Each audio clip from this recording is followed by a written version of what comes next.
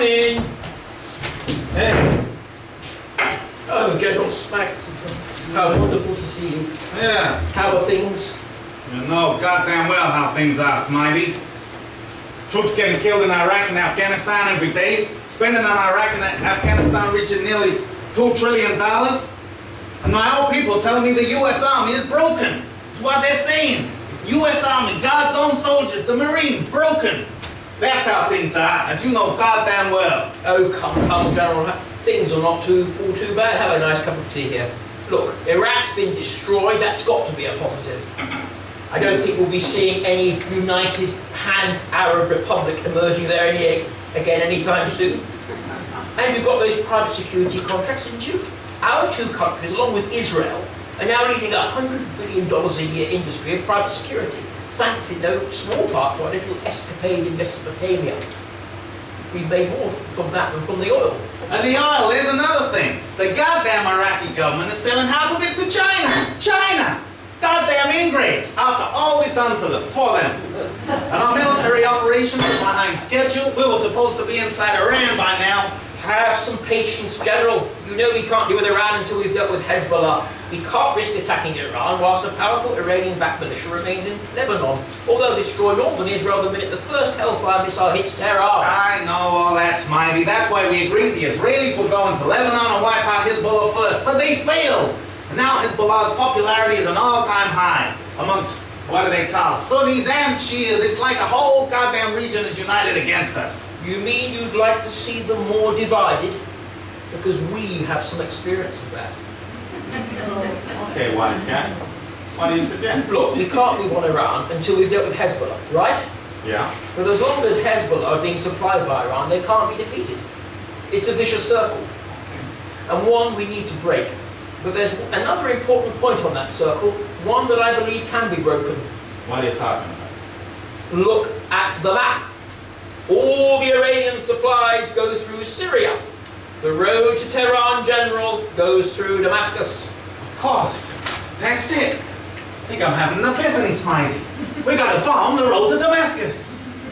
We're going into Syria. Send the Marines. No, General, please hold your horses. I don't mean to criticise your execution of our last war. I should hope not. But perhaps we could do something a little more, how can I put it, subtle this time, with just a tad more finesse. You know, sending our armies into Iraq all guns blazing, it was a bit obvious, wasn't it? You see, we Brits, we prefer to get other people to fight our wars for us. It's so much cheaper, we don't have the problem of all those blasted body bags, and best of all, General, plausible deniability. If someone else is found to be extorting, torturing, massacring the locals, well, of course, we do nothing of it. We're as shocked as anyone else. Okay, Smiley, go ahead. I'm listening. Look, we have a plan. We already have a plan for Syria. We drew it up in 1957. Your Eisenhower and our McMillan pretty much stands the test of time, I think. You take a look. Okay, let's see what it says. Proceed with internal disturbances in Syria. CIA and MI6 will mount minor sabotage and coup incidents within Syria, working through contacts with individuals. Incidents should not be concentrated in Damascus. Frontier incidents and stage border clashes will provide a pretext for intervention. I like it, Smitey. So we provoke some kind of disturbance in Syria, then we use that as cover to send in our boys. Not our boys, General, their boys. Look, we've been talking to the Saudis.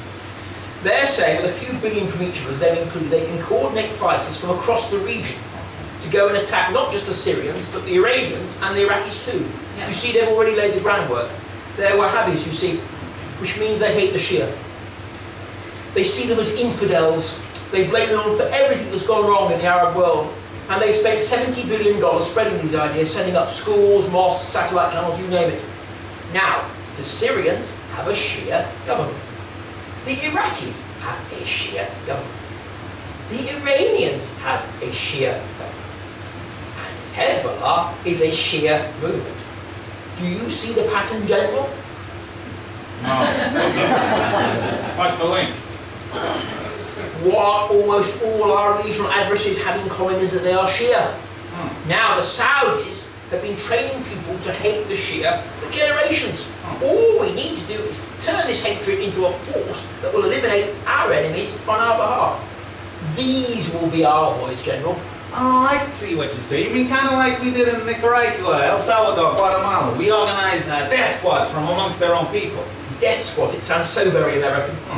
We prefer to call them irregulars. but yes, the strategy is similar to what we were both doing in the 1980s, you in Central America and us in Northern Ireland, and both of us in Afghanistan. We rekindled the very same forces we used in Afghanistan. Huh.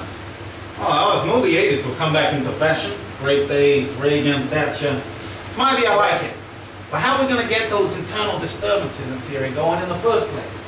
Oh, come, General. You know that we have that recession plan for 2008? Sure. Combined with the various structural adjustment policies we forced on Syria in recent years, there will be plenty of unrest, whether we like it or not, and not just in Syria. Okay. The key is we need to be ready to ride the wave. When it comes, get a sniper amongst the crowds to stir things up, have the Saudi people ready on the borders with weapons the moment it starts getting heated, and then we'll present the whole thing as a freedom struggle. I love it! Smiley, you're a goddamn genius!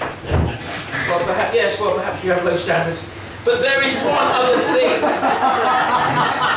Perhaps there is just one other thing we should discuss before you leave, General. You know what this is? Jesus Christ, Smiley, you think we Americans are so ignorant, don't you? Of course I know what it is. It's a map. Yes, it is a map. It is a map of Africa. Oh, what do you know? We're going to have to get more involved there too, I'm afraid. It's the Chinese, you see. They're all over the continent, buying up the mines, land, oil. We're being edged out there, old boy. And fast. The truth of the matter is they simply offer the locals better deals.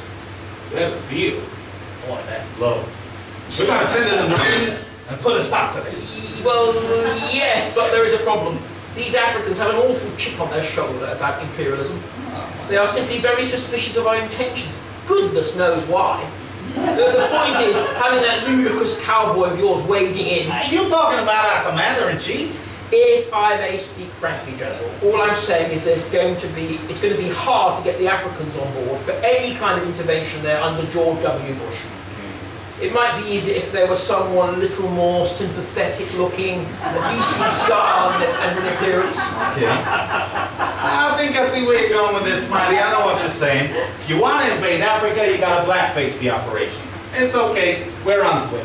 We got elections in 3 years. Thinking about getting a Negro in the White House. Thinking about this guy. It's kind of similar to you, Smiley. He doesn't want troops on the ground for a while. Prefers drone bombers. His name reflects his policy. Stay in the barracks and send out a bomb. Barack Obama.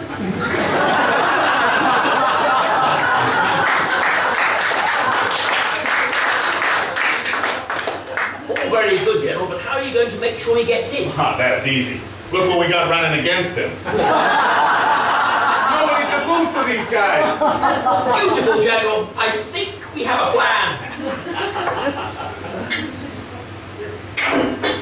A change of veneer for a veneer of change. Here's to the new wars. To the new wars. To the new wars.